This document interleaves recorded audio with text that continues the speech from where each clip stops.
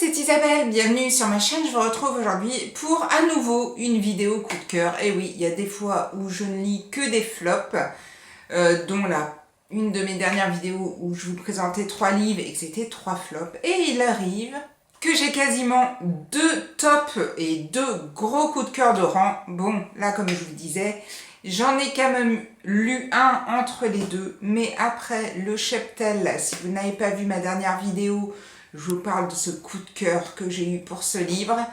Je ne pensais pas en avoir un autre aussi rapidement, jusqu'à ce que je sorte cette petite merveille qui s'appelle Les Refuges de Jérôme Loubry. C'est paru chez Calman Levy dans leur collection noire.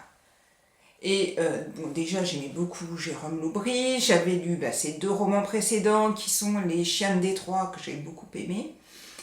Le 12e chapitre que j'avais beaucoup aimé aussi. Et donc j'avais très hâte de découvrir celui-ci. Et je dois vous dire que je m'attendais pas du tout à ça quand j'ai commencé à lire le livre. C'est vrai qu'on le voit beaucoup ce livre tourné sur YouTube et forcément ça m'a donné envie de le lire, mais je ne m'étais pas trop attardée en fait sur le sujet du livre. Je savais pas vraiment de quoi ça parlait, j'avais pas vraiment envie d'en savoir non plus.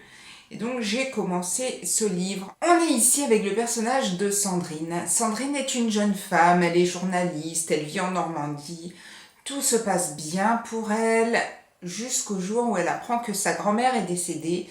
Une grand-mère qu'elle n'a vraiment jamais connue et dont elle ne sait rien. Elle va donc chez le notaire à un rendez-vous qu'il lui a fixé. Et arrivé chez le notaire, il lui indique que sa grand-mère vivait sur une île et qu'elle doit se rendre sur cette île pour vider la maison de sa grand-mère décédée. Sandrine prend donc un bateau pour aller sur l'île et là, elle arrive sur une île un peu bizarre. Elle se sent pas vraiment bien. C'est une île où les habitants vivent en autarcie. Elle apprend donc que sa grand-mère a vécu là. Les gens ont l'air d'avoir beaucoup apprécié sa grand-mère et elle va donc essayer d'apprendre à en connaître plus sur Suzanne, donc sa grand-mère, et plus aussi sur la vie qu'elle a pu avoir après la guerre quand elle est arrivée sur l'île. Et on est donc partagé entre 1949, la vie de Suzanne sur l'île, et 1986, la vie de Sandrine. Tout se passait très bien, et le problème c'est que plus on avance, plus on se rend compte qu'il y a des secrets cachés, qu'il y a plein de choses. Je ne veux pas vous en dire plus parce que forcément, comme vous l'avez sûrement entendu dans d'autres vidéos ou du coup vous allez l'entendre sur la mienne, si c'est la mienne que vous voyez en premier, ça m'étonnerait, c'est un livre à rebondissement, c'est un livre de taré. On va dire les choses comme elles sont et on est pris dedans et on ne sait plus, franchement on n'arrive plus à s'arrêter et plus on continue et plus ça monte en tension. Et alors pour tout vous dire, pourtant je lis beaucoup de thrillers, c'est la première fois qu'un livre me fait cet effet-là, c'est-à-dire que j'en suis arrivée à la fin. J'avais un mal de dos, j'avais mal à la tête parce que j'étais vraiment mais dans un état de tension absolue. J'étais scotchée et c'est vrai qu'arrivé à la fin, je me suis dit mais attends, c'est pas possible, j'ai raté un truc ou quoi? Donc je suis retournée, comme si j'avais déjà pas assez mal au crâne et tout. Je suis retournée pour relire la fin pour être vraiment sûre d'avoir tout bien compris. C'est un livre de taré. Prévoyez le Doliprane si vous êtes comme moi parce que c'est vraiment la première fois qu'un livre me met dans cet état-là, c'est-à-dire qu'après toute la soirée, j'étais en tension absolue, j'étais en PLS, je me dis mais c'est pas possible, et si, Jérôme Loubry l'a fait, c'est tout à fait possible et c'est un bouquin de fou. C'est un super bouquin. Ça sera une de mes plus belles lectures de cette année. Je l'ai déjà dit pour un cheptel et je vous disais je sais pas, il sera peut-être premier.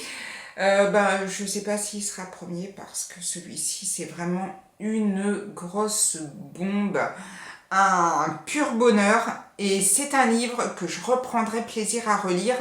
D'ailleurs, arrivé à la fin, je me suis dit, je le relis tout de suite ou pas? Parce que on a envie de comprendre. On a envie de comprendre un petit peu ce qui a pu se passer pour qu'on en arrive là. C'est-à-dire, qu'est-ce qu'on a raté pour arriver à cette fin? Et c'est vraiment un truc de ouf.